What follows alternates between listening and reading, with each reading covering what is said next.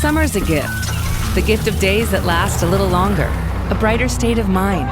So gift yourself a new Kia at the Kia Summer Sticker Sales Event. With specially tagged vehicles including the Sorrento, Sportage, Carnival, as well as the Niro Hybrid. All backed by a 10-year, 100,000-mile limited powertrain warranty. So the gift of summer can keep on giving for summers to come. Kia, movement that inspires. Call 800-333-4KIA for details. Always drive safely. Event ends 7/6/26. See dealer for warranty details. They say I talk too much, say I ask the wrong things.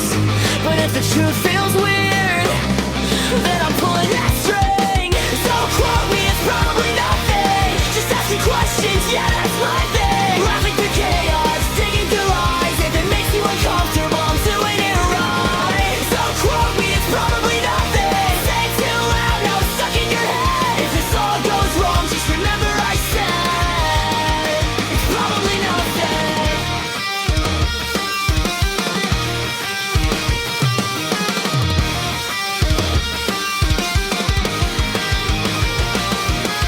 Hey, hi, hello. Welcome back to Don't Quote Me, It's Probably Nothing, the podcast where I get high and talk about weird stuff. I'm Kelly, because that's my name. Don't wear it out.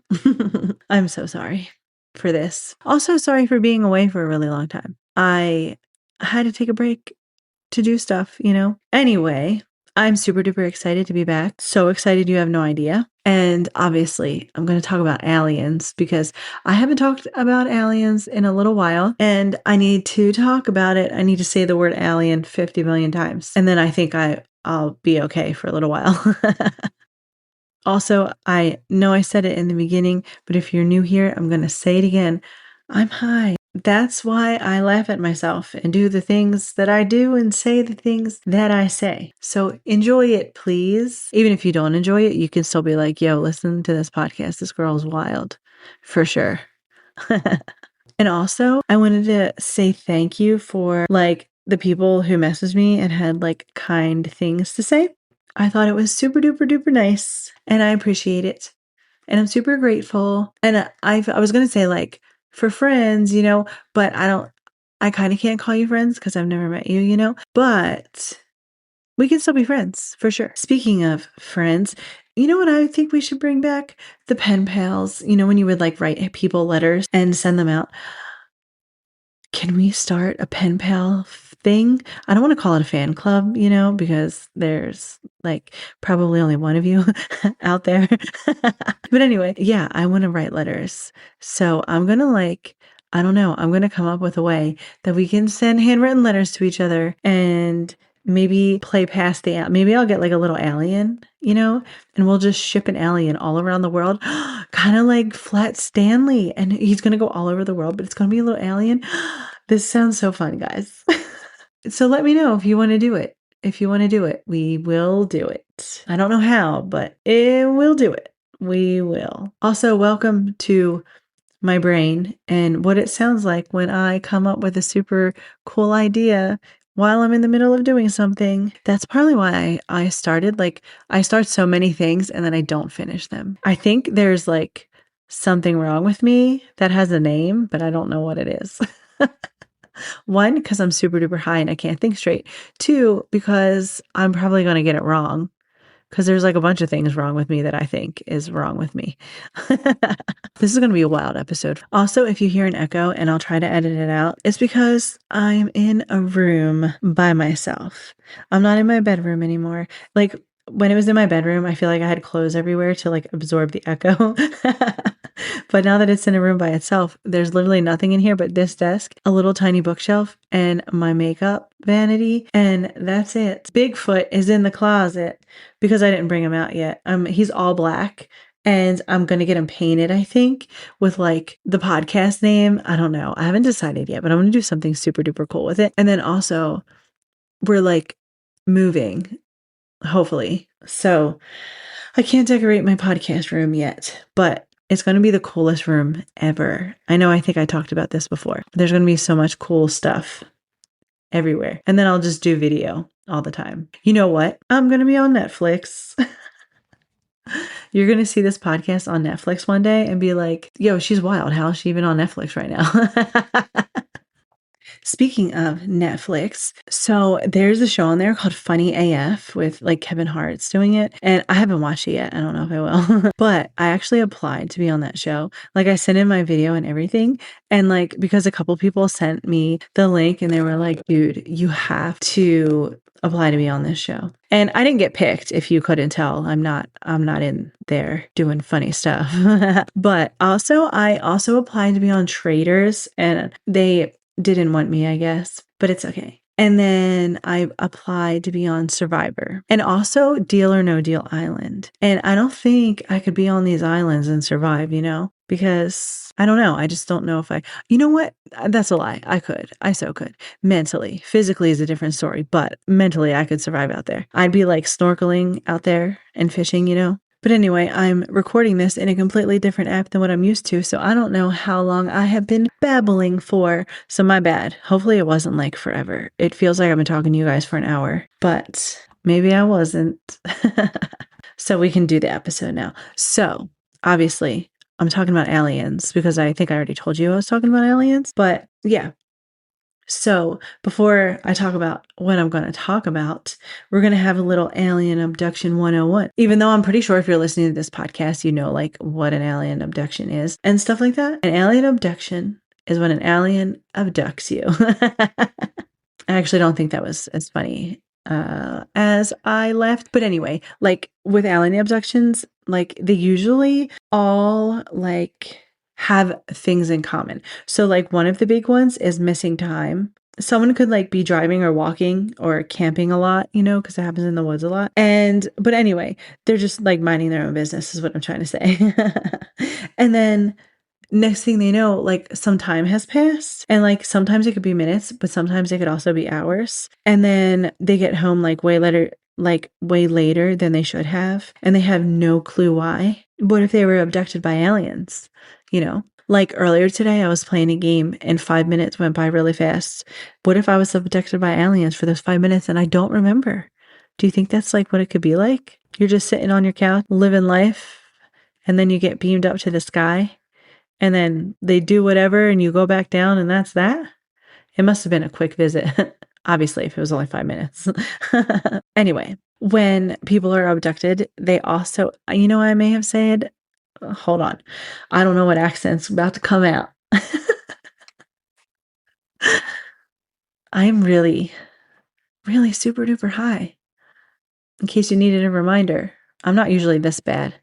I will say though, lately I have been like replying in my mind with like I would say a British accent, but like it's a very specific type. It's like the ones who all like say bruv like that, or instead of saying like isn't it, they're like isn't it. That's what I've been doing lately. But also I don't know how to stop it. So if you could help me, that'd be great. Just send me an email or something. And I don't even remember why I was talking about that. So the next thing with alien abductions is that sometimes people say like, oh, there was a bright light. And that could have been like a strange light in the sky or like a glowing object or a beam of light. Like they'll see those lights first and then they see the super duper bright light. And then sometimes people also experience like paralysis where like they're awake, but like their body was frozen. They couldn't scream or run or do anything. But then also they see beings too. And so a lot of people say that they see like little gray aliens with like the big heads and the big eyes with like tiny bodies, like the real thin bodies and stuff. But not every abduction story includes the grays. I kind of feel bad for calling them grays, but I also feel funny about it. So I'm going to keep that in there. But anyway, some people also say that, like there's taller ones, like taller beings instead of the short ones, And then they also say that they see like insect-like beings or robotic beings. And some also describe human-looking beings, which is wild because like now people are going to be like, the guy next to him at the grocery store with the really bad mustache. They're going to be like, oh, look at you, Mr. Alien with the bad mustache. I know you're an alien because your mustache is bad. That's how that's going to go down, Anyway, so a lot of the stories, supposedly the beings communicate through telepathy. And it's just where like their mouth's not moving, and it's just immediately what they're saying is like in your brain. Isn't that wild? Also, I don't need a little strange, bald space guy in my head when I literally have my own brain in my head. It's spacey and alieny and alieny. That's a hard word to say, by the way. And then supposedly some like of the people who are abducted say that they talk to them, well, like, you know, through words or the telepathy thing.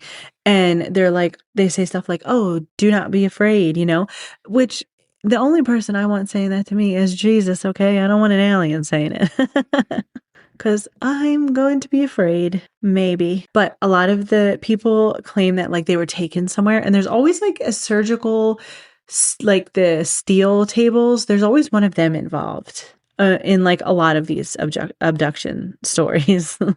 My brain just came up with the weirdest thing, okay? What if, okay, they're not abducted? What if they passed away, you know? And the alien thing is just like the morgue doctor guy, but then they go back to a different life. Like they're still them, but like their life's a little different. What if that's what's happening? Oh my goodness. Do you think that's a possibility? Also, I just want you guys to know that it is dark outside because it's 9:00 at night, and I'm going to be a little scared soon.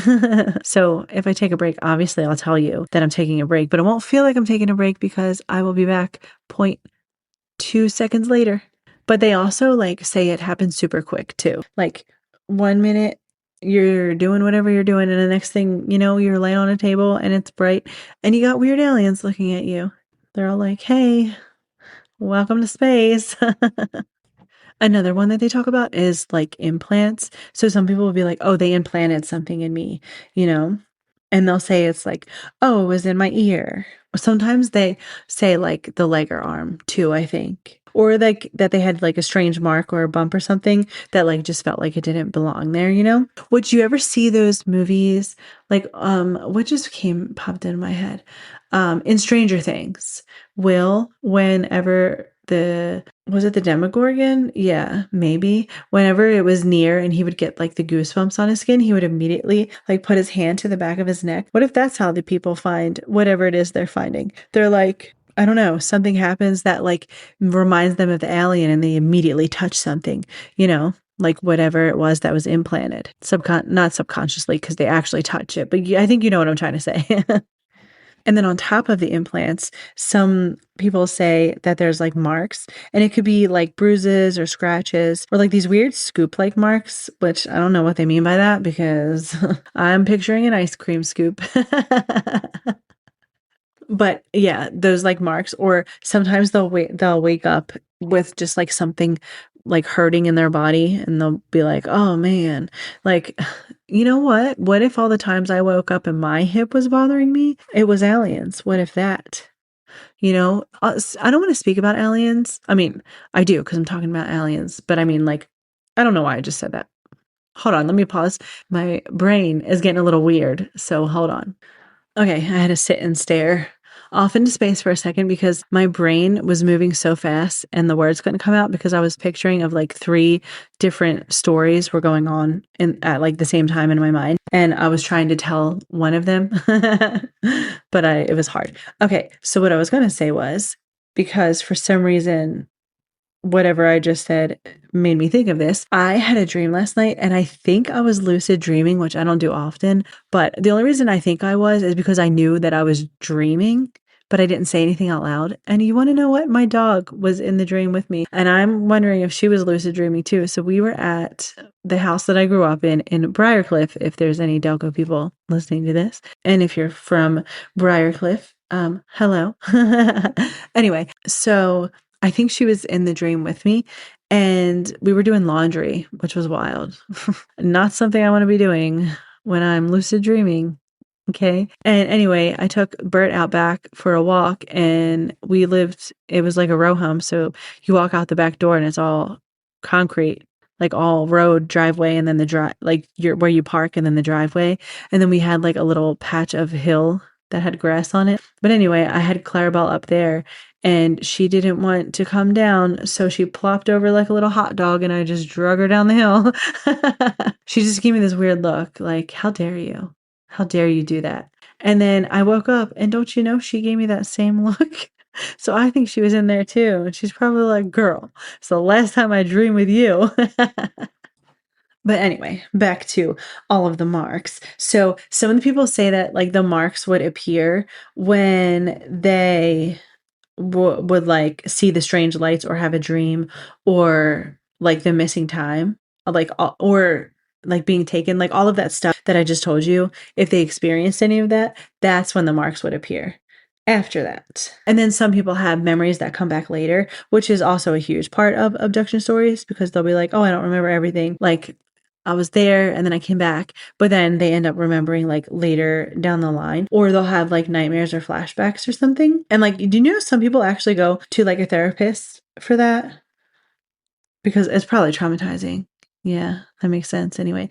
But also some people do like hypnosis to see if it can like bring back any of their memories. But like other people are like, yeah, no, it's like altering your memories. So I don't know what I feel about hypnosis. I do know, though, I do have something to say. So my husband and I, when we were on our honeymoon up in the Poconos, we missed it because we didn't go.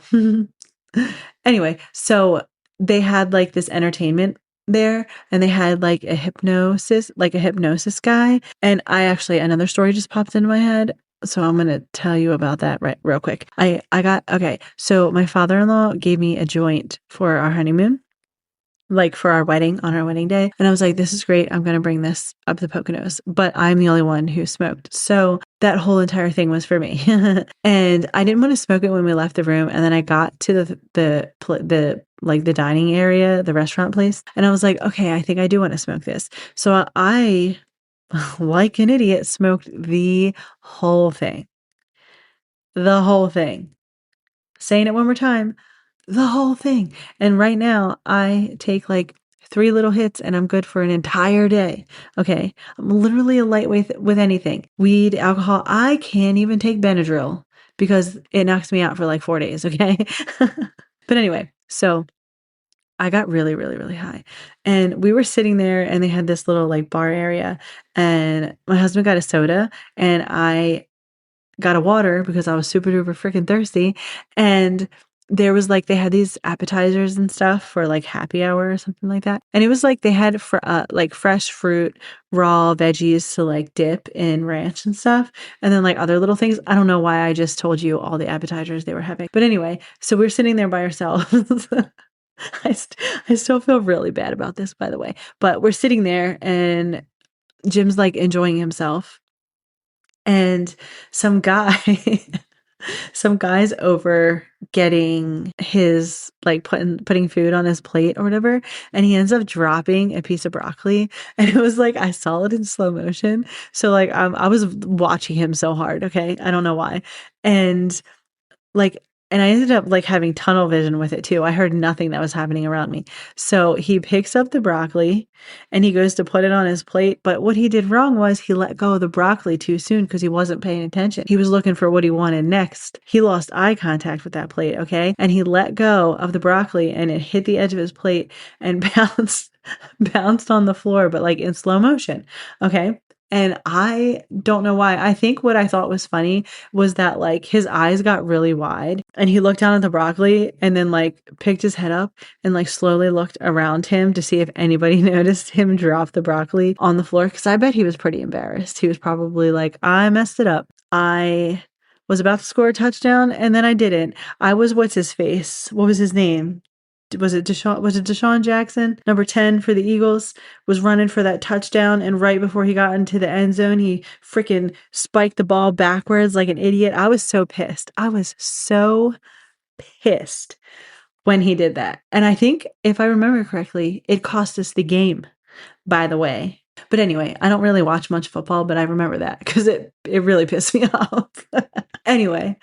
Why am I telling you this? Oh yeah, the broccoli guy. So I don't, it was like, I think it was the way he like stopped and looked and turned around and everything.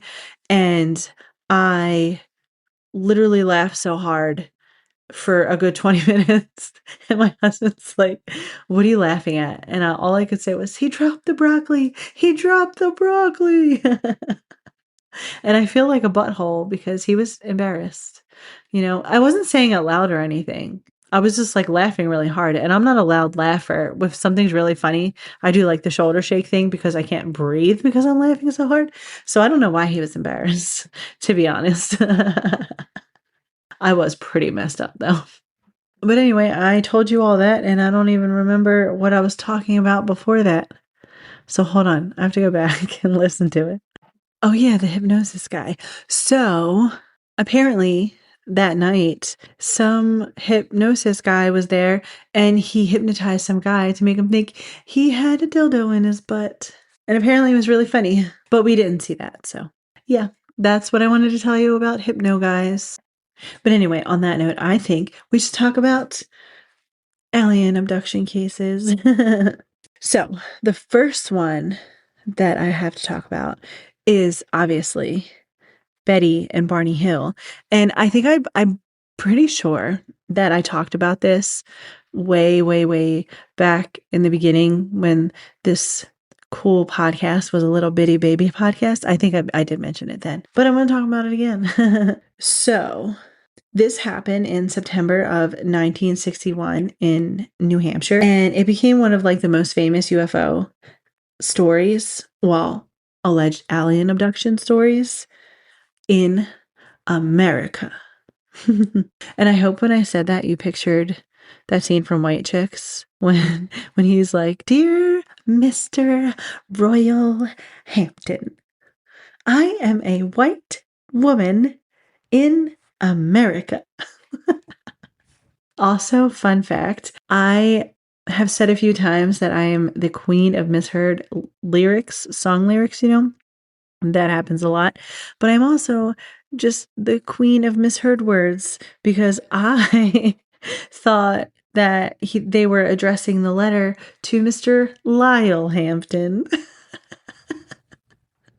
Didn't even put two and two together that they were staying at the Hampton, like the Hampton place, and it's called like the Royal Hampton, you know, that's what they say. So yeah, I think I put it on Facebook and someone was like,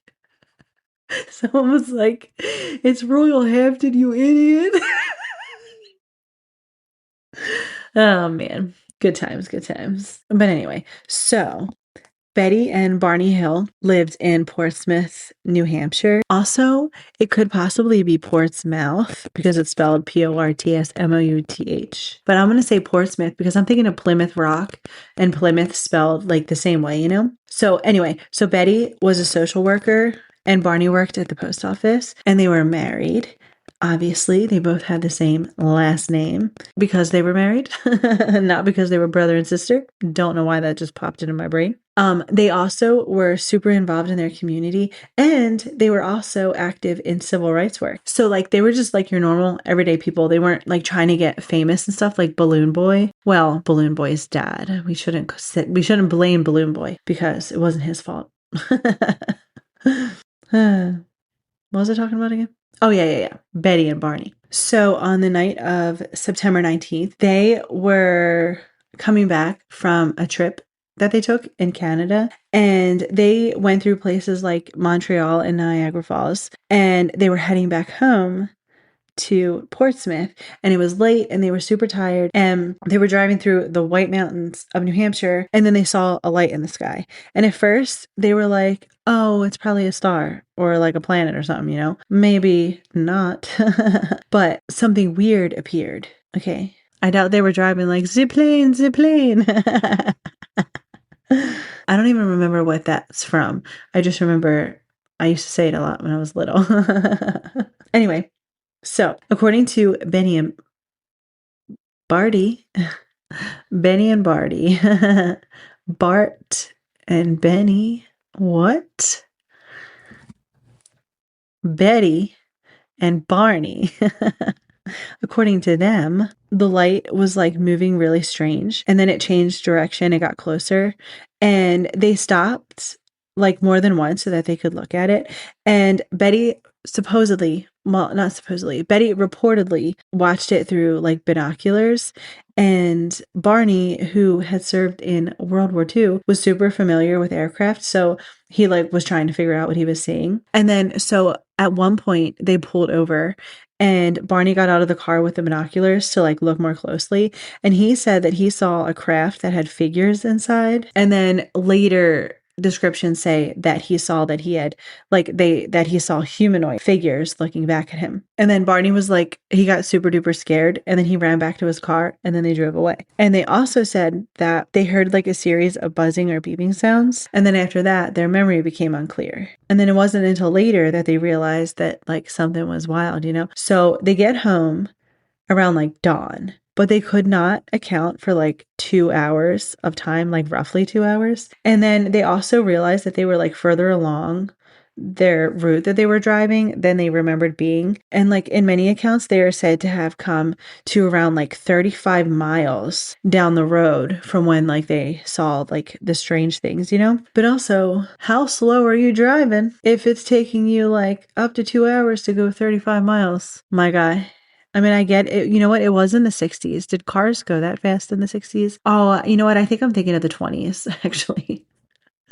I'm thinking of like the first car. I don't think they went that fast. I don't think. I forget what the top mile per hour was. You know what? I'm going to Google it. Hold on.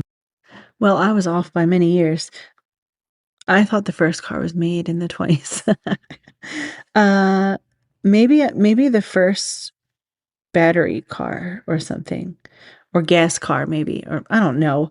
But the first car, if you were wondering, was a steam-powered vehicle in 1871 by J.W. Carhart. Wait, is that the same Carhart guy who made all those clothes? Do you think?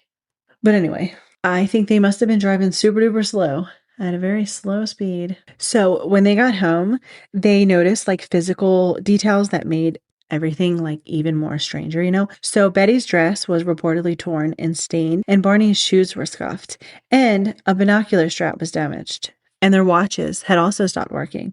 Which, speaking of watches, because I'm awkward, so I went to my aunt's surprise party last weekend, and I went over to say hi to somebody that I know. And this is how dumb I am, okay? I mean, I'm not dumb. I'm super duper smart and I'm amazing and I'm funny, but this is how like I was, okay? So I get weird when I'm talking to people in person, right? Because like, what do you say? What am I going to say? Nobody knows, okay? And I was saying hello, and for some reason I looked down at my wrist to where someone would look if they were wearing a watch. I don't have a watch. I don't wear a watch. Okay. And so I looked right at my wrist and I was like, would you look at the time? And then I said, OMG, can't believe I just did that out loud. The funny thing was though, she didn't even notice. You know why? I think it's because my other aunt came over and distracted her. But can you imagine if like someone is like abducted and they don't wear a watch and then they're looking at their wrist, they're like, my watch is broken. Anyway, so after all of that, like Betty was trying to figure out like what the heck happened, you know? And she read about UFOs and contacted organizations that were connected to UFO reporting. And she also reported the sighting to the Air Force because like she was supposedly concerned about radiation, which is that's a wild thing to be concerned about. You know what, was radiation a big thing back then? You know what, I feel like it was, because I think, wasn't The Hills Have Eyes set in the 60s, or they just wore really old clothes because they were like misformed. Is misformed a word? Deformed, I think is what I want to say. Their faces were like deformed and they wore old clothes, I think, if I remember correctly. I don't know. I just remember in that movie, a lot of them looked like my brother. He doesn't listen to this, so it's fine. He'll never even know I said it. So just like I mentioned earlier about like the whole remembering things later thing, that's kind of what happened here. So she started having like these dreams, and it was like weeks and months after, and she started having these vivid dreams where she was like being taken aboard some type of craft. And Barney said that he experienced anxiety and health issues, including like some problems that like could connect to stress and stuff like that. So Betty and Barney decided that they were going to talk to this guy, Dr. Benjamin Simone. Could be, you know what? It was Simon. So Betty and Barney decided they were going to talk to Dr. Benjamin Simon, and he was a psychiatrist and a neurologist who used hypnosis.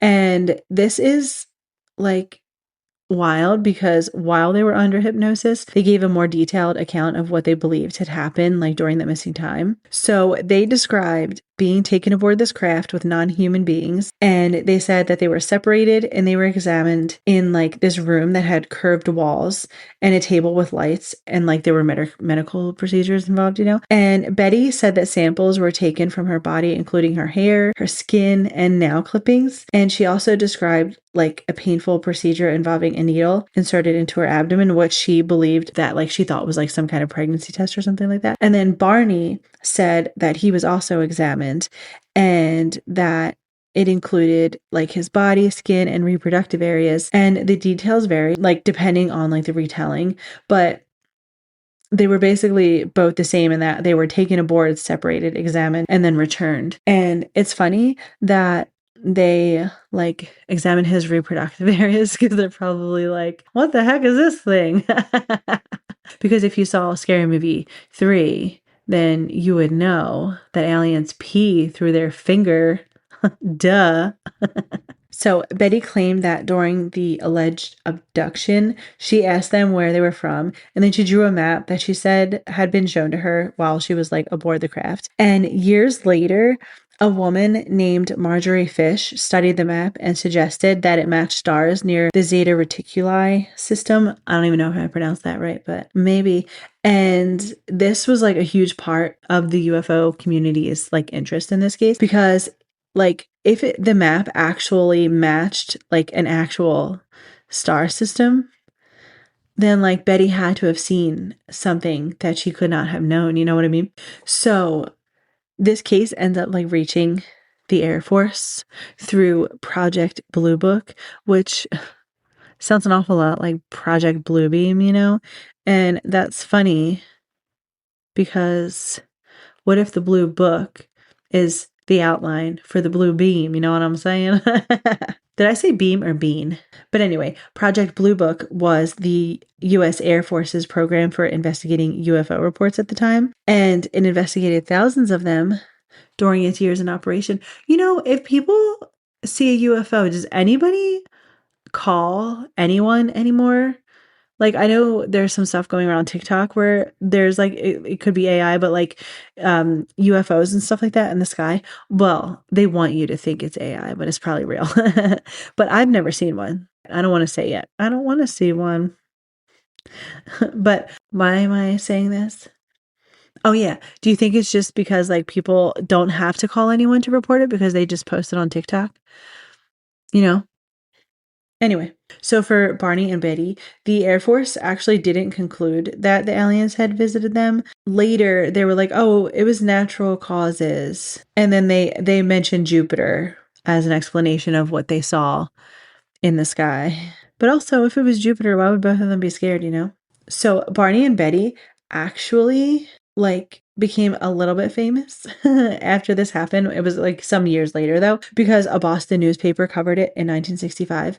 And then in 1966, John G. Fuller, who was an author, he published The Interrupted Journey, and it was a book based on their story and their hypnosis sessions. And like before that, like a lot of the alien contact stories were like, oh, friendly visitors from space. And then after like Barney and Betty talked about their stuff, that's when they got like, these things are scary. I was afraid of signs, you know. I close my eyes during scary movies. If I know it's going to scare me, like I cover my eyes because I don't want to look at it, because if I don't cover my eyes, I'll still look at it even though I'm scared. And then I'll regret it later when I'm trying to sleep. But anyway, so the hypnosis guy, he didn't think that the hills were lying. He thought that like they were sincere in what they were saying, but that he also didn't think that like the cause was an alien abduction, that it could have been like something else. But yeah, but Barney, unfortunately, he passed away in 1969. only a few years after that whole story, And Betty lived for decades after, and she remained involved in like UFO research until her death in 2004. But they wrote like papers, and there's photographs of it too, and they saved news clippings. And then if you go to the University of New Hampshire, you can see like their papers and photographs and news clippings and other like UFO related materials. And I think I'm going to take a road trip. I wonder, do you pass New Hampshire on the way to Massachusetts? Or is New Hampshire further than Massachusetts? I should know this. We literally used to have to memorize all of the states, and they used to be memorized so good in grade school. And then I got to high school and nothing is remembered after that, Is anything remembered for you either? This next case is about Travis Walton. And if that name sounds familiar to you, it might be, just maybe, because his story inspired the 1993 movie Fire in the Sky. So, the Travis Walton incident happened on November 5th, 1975 in Arizona. And Travis was 22 years old at the time. And he was working with this like forestry crew. And it was near like the Herbert and the Snowflake area. And the crew was like doing this forest thinning work. So they were like clearing trees and brush as part of like probably a logging contract, because that's what they do. It's called logging. And they go out and they get all these trees. And that's how they make wood, I think. But anyway, that's what they were doing. They were working, okay? And it was Travis and 6 other men. So there was Mike Rogers, and he was the crew boss and driver guy. And then there was John Goulet, maybe, or Galetti, I don't know. Ken Peterson, Steve Pierce, Dwayne Smith, and Alan Dallas. And so that's a lot of people, okay? So after they were done work, they were driving back from the job site, and they were in a truck, and it was getting super dark, and they were in a wooded area, and they were tired probably because everyone's tired after work, They probably wanted to go home and eat and shower like everybody else, because like that's so good when you know like you're about to settle in for the night, and like you get a shower and you sit on the couch all comfy and you do whatever it is that brings you comfort before bed. Ugh, it's so amazing. Anyway, they said that as they were driving through the forest, they saw this like strange glow through the trees. Some tellings like say that it's like a disc shape or a metallic looking object, and that it was glowing and hovering like low above the ground. And then others say it was about 15 feet off the ground. So it depends on like who's telling the story. But like the claim was the same, that there was an object in the forest where an object should not have been. So Travis gets out of the truck and he moves toward this object in the sky. And first of all, if it's dark and I'm in the forest, I'm not getting out of any truck. No way, no how. No, thank you. Especially if there's a light in the sky. So he's like super focused on this thing in the sky, and everybody in the truck's like, no, bro, get back in the truck. But he didn't listen. He kept like approaching the thing in the sky. Anyway, everybody in the truck was like, oh, dang, because then a flash of light came and it struck him. And then they said that Travis was like thrown backwards and knocked to the ground. And then they panicked and drove away. Because, I mean, honestly, I'd probably do the same. Drive right away. I'd be like, nope, see, nothing I did. And that's my story. And then that's what I would stick to, for sure. But they said they drove away because they thought that he may have been killed. And also that they were like really, really scared. Because like, I don't know. I feel like any normal person would be scared. Like if there was like a light coming out of the sky. And just like, I don't want to say like lightning because we see lightning all the time. But like if it just, I don't know what I'm trying to say. But so after driving away, they stopped and argued, obviously, and then went back because you couldn't leave them there. So, but it was about like 15 minutes. So when they get back, Travis is gone, and so is the object, and they could not find him or anyone who was hurt or anything. So they contacted law enforcement. So the cops, I don't want to say cops, a lot of these things they always say like authorities, but like I guess authorities is a good word, because who knows if it was the cops or if it was like the park rangers or sheriffs, Anyway, so they were looking for them. And there were search parties, and a helicopter was used to, to check the ground and stuff. And during the days that Travis was missing, everybody was like, yo, these men did something to him for sure. So some members of like this crew did take a polygraph test, and several of them were said to have passed when they asked whether they had harmed Travis and whether they had seen like an unusual object. So while all of this is still happening, my guy is still missing. And then on November 10th, around like midnight, or like going into November like 11th or 12th, like depending on who's telling the story, Travis made contact, and many accounts say that he called his family from a payphone in Heber, Arizona, and he said that he remembered being struck by the light, and then he said he woke up in like this strange hospital like room, and that he was on a table, and all around him were these beings, and they were not human looking at first, and they were short and had like smooth bald looking heads and like these super duper large eyes. Travis said that he panicked when he saw these beings around him, and he said that he was trying to get away from them and moving through parts of the craft or the structure. And he later described seeing a more human looking figure who was wearing like a helmet or a suit or something. But anyway, so after Travis returned, this case like exploded into like national attention, and he did a whole bunch of interviews, and UFO researchers got involved, and then the media got involved. And then skeptics got involved, because that's usually what happens. And then eventually Travis wrote a book called The Walton Experience, and he published it in 1978. But Travis like continued to stand by this story for decades. And he spoke publicly about it, and he goes to like UFO events and stuff like that. And some of the people who are like close to this case have said that the aftermath is like traumatic for them, for sure. But anyway, in 2021, Mike Rogers, the crew's boss, he reportedly made statements suggesting that he no longer wanted to be considered a witness to Travis Walton's abduction. And there was also a recorded phone call where he suggested that the whole event involved like a hoax. But then he later was like, nah, never mind. I didn't say that. But it's wild because like he was actually there during the whole thing, you know? But I wonder if like he was like, if he actually did it, or like if he was actually abducted, or if they made it up. I don't think they made it up. I think people later said they made it up because the government wanted to cover up the aliens. It's like the government's always like, or has always been like, we have all these UFO programs to study this stuff, but there's no aliens, there's no UFOs out there either. But we're just studying this one, but we've never had another one since, you know? That's what they used to be like. And we were like, okay. And then now we're like, hey, about those aliens. And now they're like, oh yeah, by the way, aliens are real. Here's all the stuff about aliens.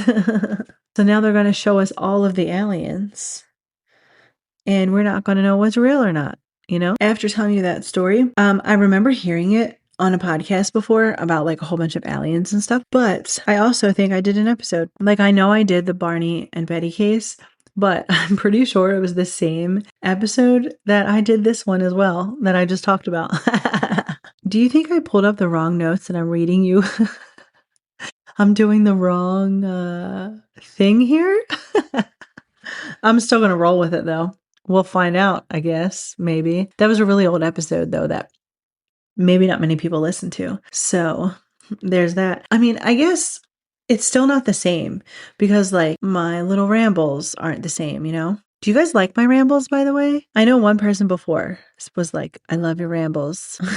I try I think in the beginning I tried not to. I tried not to ramble a lot because I didn't want people to be like, oh, MG, you're so annoying, which is not true because I'm not annoying. If I say it's not true, then it's not true, you know? That's why I said it.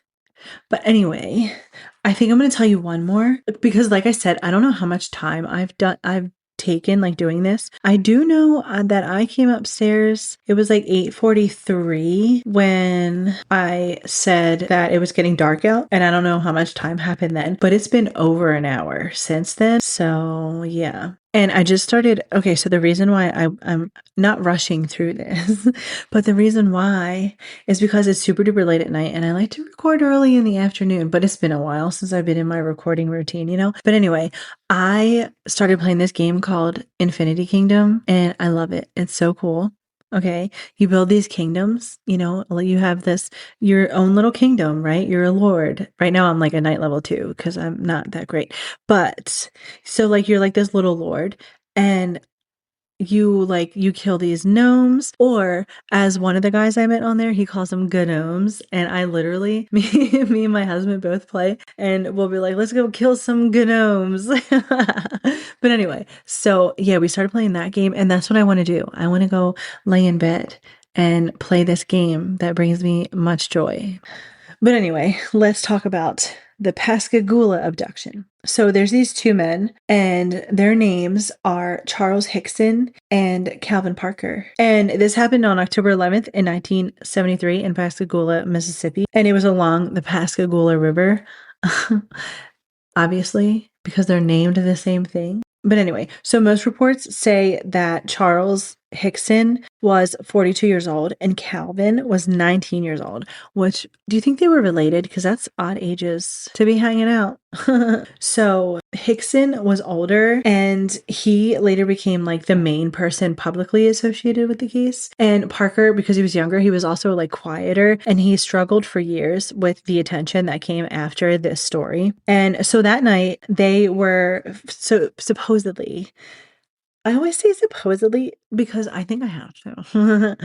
Anyway, so supposedly they were fishing near the river, and some accounts say that they were near like the shipyard area, but they were basically just like near the river trying to catch some fish. So they're fishing, and then suddenly they heard like this strange sound, and they explained it as like whizzing, zipping, like buzzing, I guess. I don't know what that would sound like. Maybe like buzzing a fly, maybe a fly, how it like buzzes and then it flies by and it's like, and it does that thing where it gets high and then low when it's like flying by you. You know what I'm talking about?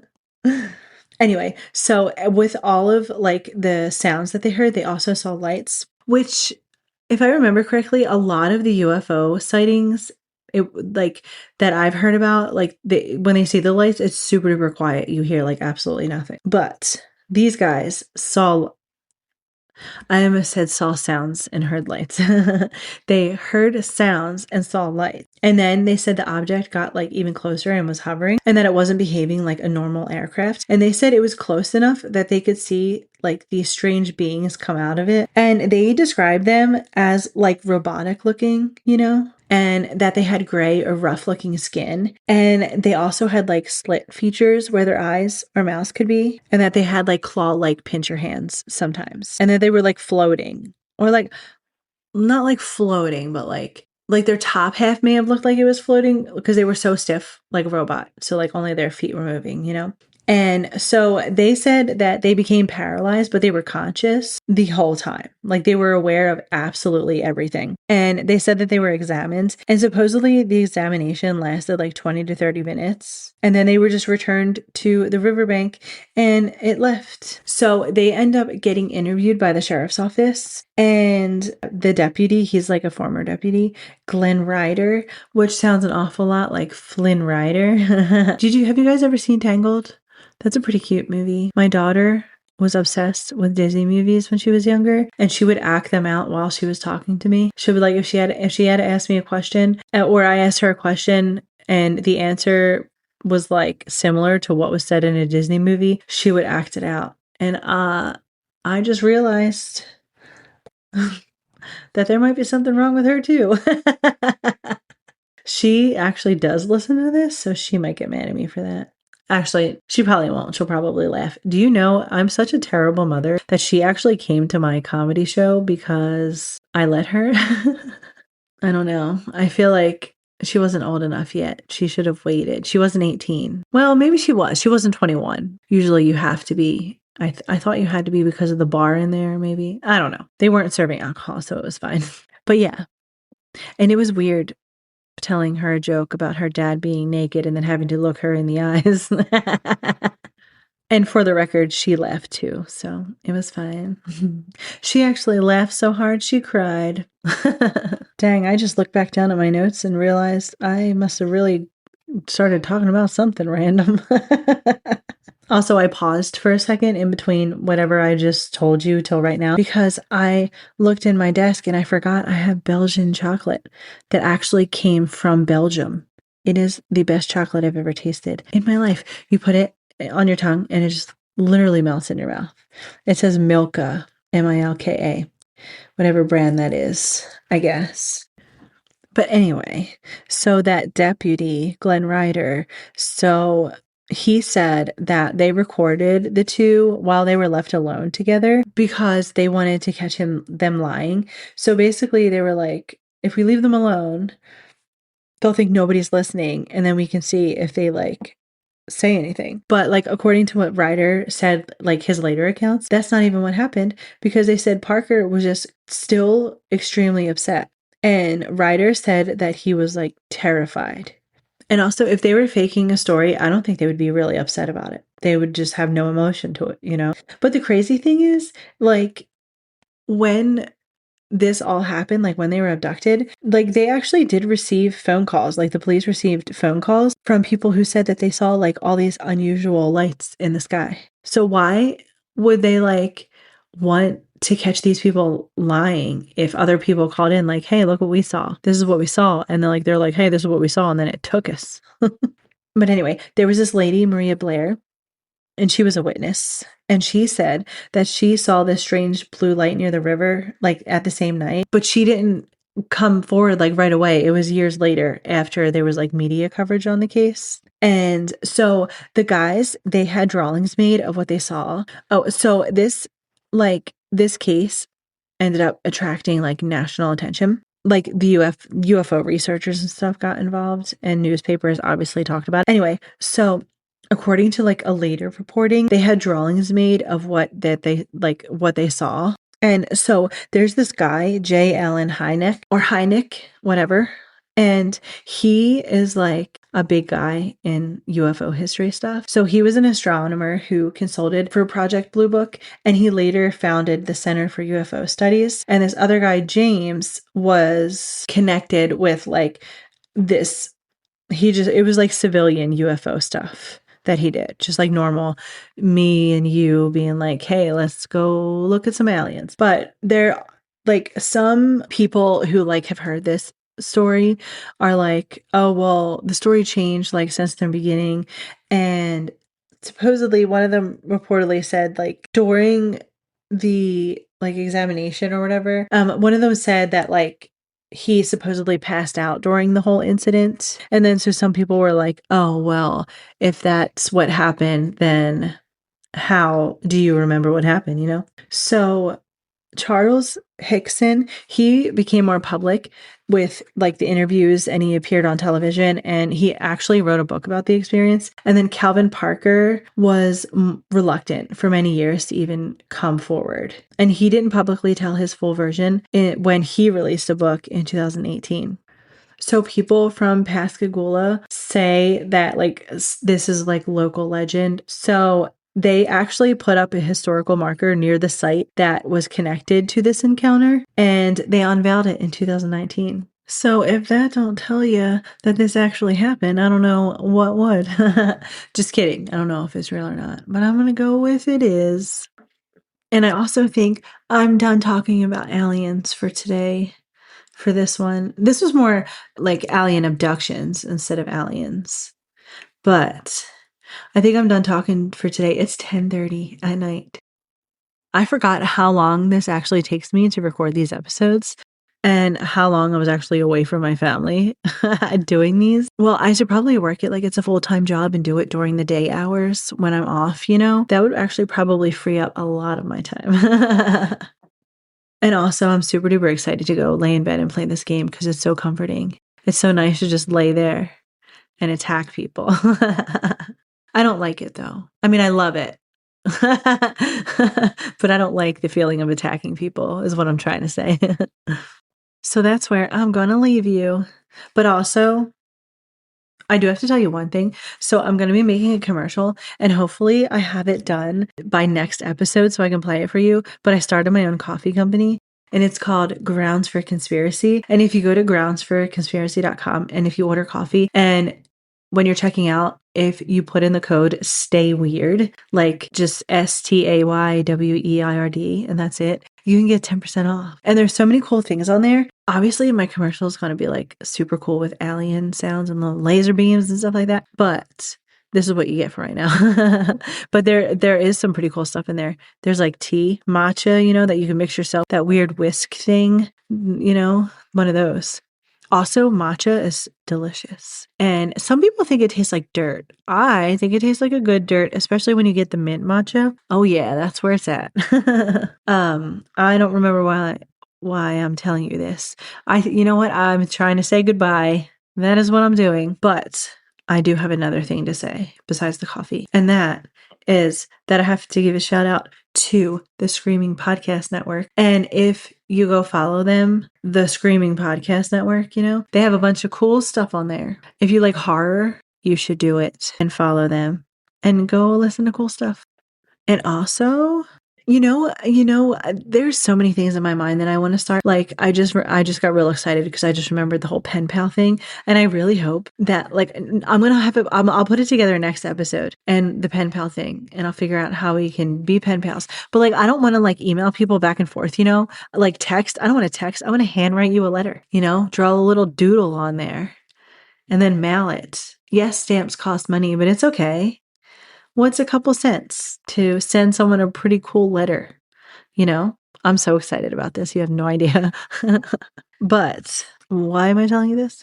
Oh, yeah. All the songs I play on here, I feel like I want to just like start my own radio station, you know, maybe down the line somewhere. Can you imagine me on the radio? That would be terrible. It wouldn't be terrible. Actually, it would be fantastic. But I do think that would be fun, though. I would have to seriously edit myself, I think. I would have to edit my brain for sure. Don't know how I could fix this. But while we're on the topic of radio, this is my favorite part of the podcast, actually, where I get to say the song of the week. Because, like, I scroll TikTok and Instagram, right? And these bands pop up on my TikTok and they're so good. And I'm like, more people should be listening to them for sure. So I message them and I have to tell them I'm not a robot because one band was like, they didn't answer for a while. And then I sent a follow-up message. This was like way back in the beginning. And they were like, oh, I thought you were a robot. So ever since then, at the very end, I'm like, no, I'm not a robot. And can I just tell you that 25, I am keeping track, 25 of the millions of bands that I messaged responded back with, if you were a robot, or if I were a robot, that's the first thing I would say. And it literally makes me cackle every time. Like I heard it for the first time every time. But anyway, I just felt like sharing that with you. And I want to give you the song of the week. It is by Will and the Prodigal Son, and it's called All That I Want. And I think you should I almost said you should scream it. But yeah, scream it at the top of your lungs. That would be nice, actually.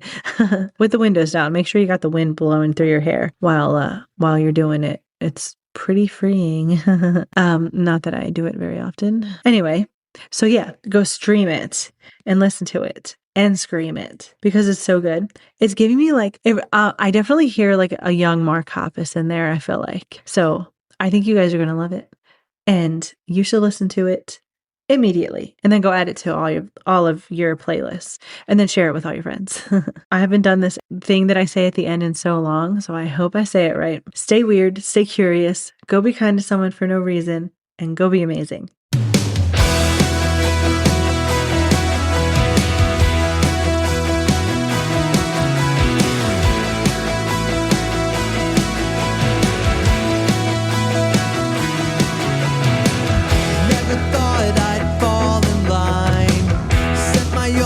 And it felt right, oh yeah. Oh yeah. Never thought my dreams would change. Always felt I was made to go away. Oh no. Now I can feel it in my bones. Some things you gotta let go. Life is not a show. Life sucks when you're on your own. You know we're clear, wanna pull you near. Let's dance tonight, yeah, under the stars.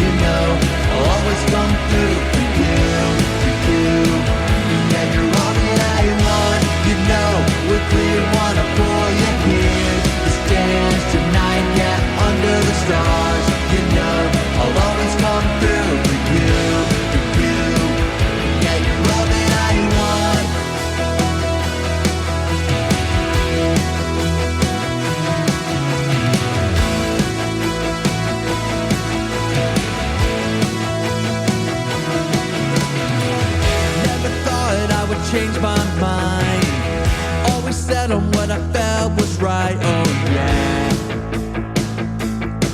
Oh yeah. Never thought I could love this way. I guess I grew up and that's okay. Oh no. Oh no. Now I can feel it in my bones. Some things you gotta let go. My life is not a show. Life sucks when you're on your own. You know, but we wanna pull you here. Let's dance tonight, yeah, under the stars. You know, I'll always come through for you, for you. Yeah, you're all that I want. You know, we're clear, wanna pull you here. Let's dance tonight, yeah, under the stars. You know, I'll always come through for you, for you. Yeah, you're all that I want. You know, we're clear, that we're in my clear. Let's dance tonight, yeah, under the moon. You know, I'll always come through for you, for you. Yeah, you're all that I want.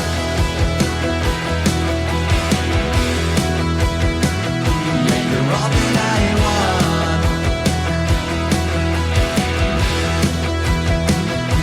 You're all that I want. Summer's a gift. The gift of days that last a little longer. A brighter state of mind. So gift yourself a new Kia at the Kia Summer Sticker Sales Event. With specially tagged vehicles including the Sorento, Sportage, Carnival, as well as the Niro Hybrid. All backed by a 10-year, 100,000-mile limited powertrain warranty. So the gift of summer can keep on giving for summers to come. Kia, movement that inspires. Call 800-333-4KIA for details. Always drive safely. Event ends 7/6/26. See dealer for warranty details.